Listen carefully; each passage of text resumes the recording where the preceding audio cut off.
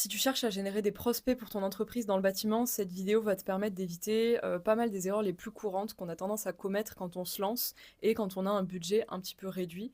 Moi, ça fait 4 ans que j'accompagne des entreprises dans leur stratégie de génération de prospects dans le domaine du bâtiment, que ce soit des couvreurs, des menuisiers, des chauffagistes, des plombiers, des spécialistes dans les énergies renouvelables et ainsi de suite. J'ai généré un peu plus de 4500 prospects sur ces dernières années et donc ça implique d'avoir dépensé aussi plusieurs dizaines de milliers d'euros en budget sur les différentes plateformes publicitaires. Donc le but de cette vidéo, c'est que justement, je vais synthétiser les apprentissages que j'ai pu tirer de cette expérience-là. Le but, c'est que tu puisses ressortir de là avec des leviers, des conseils qui sont concrets et qui sont applicables. Avant de rentrer dans le vif du sujet, on va juste parler un petit peu du concept général de la publicité et de la génération de prospects. La publicité, c'est quoi? C'est tout simplement le fait d'acheter de l'attention sur tes services et sur ton entreprise dans le but de transformer cette attention en prospects qui vont derrière pouvoir te recevoir pour des rendez-vous et que derrière tu auras l'opportunité de signer pour en faire des clients. Ce qui est puissant avec la publicité, c'est que par opposition, par exemple, au bouche à oreille, tu as beaucoup de contrôle sur ton acquisition. Quand tu fais un chantier et qu'un client est satisfait et que tu as de la recommandation, tu n'auras pas vraiment de contrôle, tu pourras pas vraiment savoir combien de clients ce client satisfait va pouvoir te rapporter. Et donc du coup, c'est difficile de baser ses stratégies de croissance uniquement sur ce type de levier-là. Par opposition, avec la publicité, on sait pertinemment, en fonction des budgets qu'on investit, combien de prospects on va pouvoir avoir en retour, et donc par conséquent, on va pouvoir estimer le nombre de clients qu'on va être capable de signer grâce à cette publicité. Il faut vraiment savoir que la génération de prospects, pour moi, c'est la compétence clé pour tout type d'entreprise, quel que soit le corps de métier. Si tu maîtrises la génération de prospects et si tu as des systèmes qui te permettent à ton entreprise d'obtenir des nouveaux prospects régulièrement, tous les jours, toutes les semaines, en automatique, sans que ce soit à toi d'aller taper au port, d'aller prospecter, tu ne manqueras jamais d'argent et tu seras toujours dans une logique de croissance. Ceci étant dit, je vais pouvoir vous parler de la première leçon que j'ai apprise de cette expérience, c'est le fait de choisir ses batailles. Je vais m'expliquer. Aujourd'hui, quand vous êtes chef d'entreprise, que vous êtes artisan et que vous voulez commencer à faire de la publicité, vous avez probablement un budget un petit peu limité et donc ça va impliquer d'avoir un choix stratégique à faire entre les différents canaux qui vont vous permettre de faire de la pub. Ces deux canaux-là principaux pour 99% de vos activités, ça va être Meta Ads, donc Instagram et Facebook, ou Google Ads. Moi, j'ai souvent des questions de gens qui m'appellent et qui me demandent quel est le meilleur canal. La réponse, c'est qu'en fait, le bon canal, c'est le canal où se trouve ton client idéal. Et ça va beaucoup varier en fonction du type de service que tu vends. Donc, comment faire, comment raisonner pour répondre à cette question-là? Il va falloir connaître la mécanique du canal. D'accord? Sur Google, par exemple, les gens vont taper des mots-clés, les gens vont faire une recherche, il va y avoir une intention de recherche, et vous allez acheter des positions sur des mots-clés stratégiques pour répondre à cette demande-là. Donc il y a vraiment une notion d'intention claire. A contrario, sur Meta, sur Facebook, Instagram, il n'y a pas cette notion d'intention de recherche, c'est-à-dire que l'algorithme va proposer aux utilisateurs des publicités en fonction de ce qu'il estime être des publicités pertinentes pour lui. Et donc forcément, moi sur mon Facebook, j'aurai pas les mêmes publicités qu'une autre personne. Donc ça va être basé sur vos centres d'intérêt, sur les contenus avec lesquels vous avez l'habitude d'interagir, sur vos habitudes de consommation, ainsi de suite. Donc c'est vraiment deux logiques qui sont très différentes, et donc il faut avoir ça bien en tête au moment où vous allez choisir votre canal. Et donc un exemple très clair, si vous êtes plombier, que vous faites du dépannage, ne faites pas de la publicité sur Meta, ça n'aura aucun intérêt. Parce qu'aujourd'hui, quand moi je cherche un plombier pour intervenir chez moi parce que j'ai une fuite d'eau, je vais pas aller sur Meta. Je vais aller en urgence sur Google pour taper plombier dépannage autour de chez moi. Donc mettez-vous vraiment dans la peau de votre client avant de choisir un canal et ayez vraiment cette réflexion-là en amont. Deuxième leçon que je tiens à vous partager, c'est l'importance d'avoir une offre percutante. Ça, c'est vraiment extrêmement important et je vais vous décortiquer en plusieurs étapes ce que c'est qu'une offre percutante et je vais vous donner un exemple. La première chose, c'est qu'il vaut mieux être spécifique et mettre en avant un seul produit ou un seul service à la fois. Aujourd'hui, par exemple, si vous êtes menuisier ou couvreur ou vous faites de la rénovation globale, vous pourriez vite être tenté de faire de la publicité un peu généraliste en mettant en avant votre entreprise et toute la panoplie de services que vous proposez, alors qu'en fait, en publicité, ça va être important d'axer votre communication sur un service en particulier. Et donc du coup la question c'est que il va falloir évidemment choisir le service sur lequel vous faites de la marge. N'allez pas choisir le service sur lequel vous margez le moins parce que ça vous laissera assez peu de marge pour pouvoir vous permettre de dépenser du budget publicitaire. Donc il y a vraiment cet enjeu de rentabilité aussi à intégrer quand vous préparez votre offre. Et enfin le troisième point c'est n'hésitez pas à surfer sur la saison. sur le climat, sur la périodicité de votre activité. Si vous cherchez à faire de la publicité pour de l'isolation de combles au mois d'août, vous aurez probablement moins de résultats que si vous le faites à l'entrée de l'hiver ou voire même à la fin de l'hiver. Donc voilà, ça c'est vraiment une notion aussi importante à prendre en compte. Et donc un exemple typique pour illustrer tout ça, imaginons que vous êtes menuisier en Haute-Garonne et que vous souhaitez faire de la publicité sur Google. Et ben moi, ce que je vous conseille, c'est plutôt que de faire une publicité très générale, installation de menuiserie en Haute-Garonne, ça va être plutôt de choisir un service. En l'occurrence, par exemple, la pergola bioclimatique. C'est un service qui répond à tous nos critères parce que c'est spécifique. On va mettre en avant la pergola bioclimatique. C'est rentable, c'est un produit sur lequel le panier moyen est assez élevé et sur lequel généralement il y a des marges intéressantes. Et il y a aussi un enjeu de saisonnalité puisque là, à cette période, au printemps, l'été, c'est quelque chose qui parle aux clients.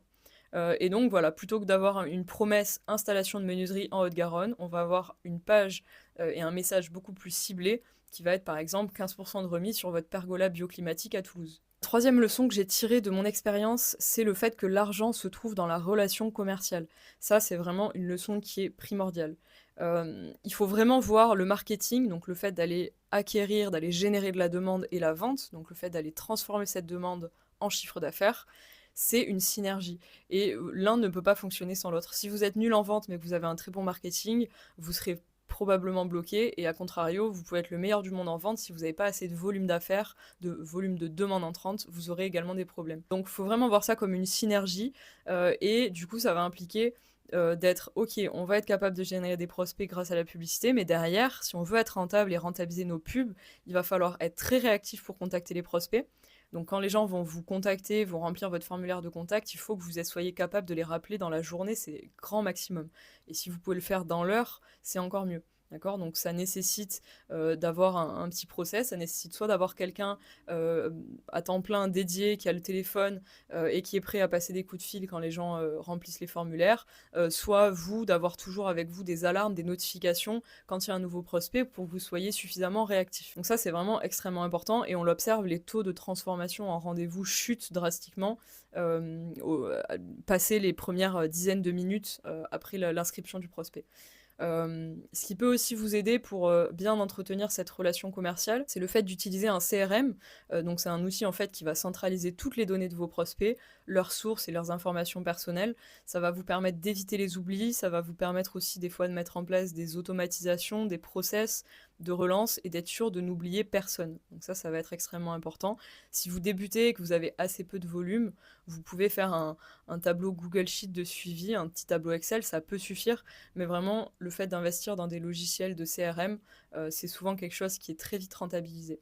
Et donc en lien avec tout ce que je viens de dire, ça va être hyper important en fait de mettre en place des processus commerciaux.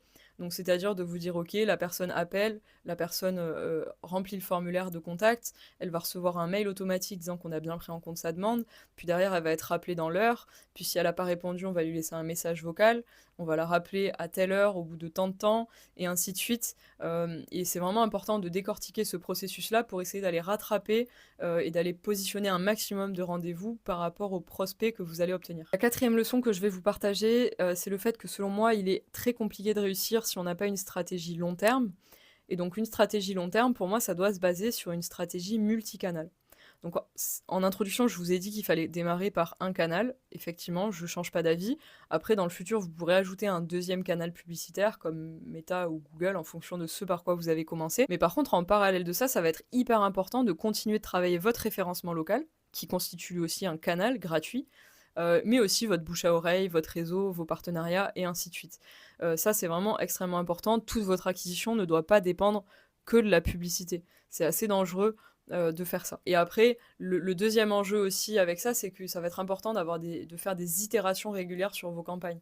C'est-à-dire que vous allez lancer une campagne sur Google, peut-être que vous allez être un petit peu déçu des performances, donc vous allez améliorer votre page de destination, améliorer votre ciblage, rajouter des mots-clés, et puis petit à petit, vous allez arriver à une combinaison de tout ça qui fait que vous allez avoir de la rentabilité, générer des prospects à un coût qui sera raisonnable, des prospects qui seront qualifiés et que vous allez être en mesure de transformer. C'est pour ça que je dis que, selon moi, c'est important d'avoir une vision à 3 à 6 mois quand on fait de la publicité, parce que c'est ce qui va vous laisser le temps de mettre en place le système, de mettre en place les itérations, d'obtenir les résultats de ces itérations, de ces tests, et ça va aussi vous laisser le temps de pouvoir convertir évidemment les premiers prospects. On sait que les cycles de vente sont pas toujours très rapides dans le bâtiment, donc voilà, vous allez avoir des prospects, vous allez faire les rendez-vous, vous allez envoyer les devis, il faut se laisser le temps aussi de signer les devis, et comme je le disais, si vous avez un bon processus commercial, tout ça devrait être plutôt optimisé. Et la cinquième et dernière leçon que je voulais vous partager, c'est vraiment, je voulais souligner l'importance des avis clients et de la preuve sociale. Ça, c'est vraiment extrêmement important et donc la base, ça va être évidemment de récolter des avis. Donc ça, on pourra faire des vidéos dédiées sur les meilleures stratégies pour récolter des avis. D'ailleurs, n'hésitez pas à me dire en commentaire si c'est un sujet qui vous intéresse. Mais donc voilà, il va falloir absolument faire de ce sujet de la récolte d'avis une grande priorité dans votre entreprise. Mais derrière, c'est pas tout de les récolter, ces avis, il va falloir les mettre en avant. Et là aussi, moi, je vois des entreprises qui ont des fiches Google qui sont magnifiques, ils ont 150, 200 avis 5 étoiles, et sur leur site internet, ça n'apparaît même pas. Dans leur publicité, ça n'apparaît pas. C'est extrêmement dommage. Donc ça, il faut absolument que vous mettiez en avant, à la fois dans vos publicités, mais aussi dans vos sites internet, dans vos pages de destination, le fait que vous avez des bons avis clients. Et dans ces cas-là, il ne faut pas juste le dire, il faut mettre des preuves, il faut mettre des captures d'écran, il faut montrer les avis, il faut mettre des liens vers votre fiche Google pour que les gens puissent vraiment comprendre que vous êtes une entreprise fiable et qui peuvent vous faire confiance. En réalité, tout ça, c'est vraiment un cercle vertueux, parce que plus vous allez avoir d'avis, plus vous allez avoir de confiance, plus vous allez avoir facilité à générer des clics, plus vous allez avoir facilité à générer des contacts, et donc plus vous aurez de contacts, plus vous aurez de clients, plus vous aurez de clients, plus vous aurez d'avis, et ainsi de suite. Donc c'est vraiment un cercle vertueux qu'il faut prendre en compte, et c'est aussi le fait de faire de la publicité qui va vous permettre d'alimenter ce cercle vertueux et d'avoir plus de clients et donc plus d'avis. Et donc voilà les 5 apprentissages que j'avais envie de vous partager suite à mon expérience dans la génération de prospects. Honnêtement, si vous les appliquez tous, vous ferez déjà beaucoup mieux que la grande majorité de vos concurrents en publicité. Encore une fois, si vous vous posez des questions par rapport à vos stratégies ou si vous savez pas trop par quoi commencer, je propose des appels de consulting qui sont complètement gratuits. Vous avez le lien en description, ça sera le premier lien. Et l'idée, c'est qu'on prenne 45 minutes en visio, qu'on échange, que je puisse regarder un petit peu vos sites internet, votre fiche Google, vos campagnes de publicité, qu'on puisse discuter de votre stratégie générale. Et moi, le but de cet appel, c'est que je vous donne un maximum de conseils qui seront concrets et actionnables pour que vous puissiez améliorer votre situation et générer plus de prospects.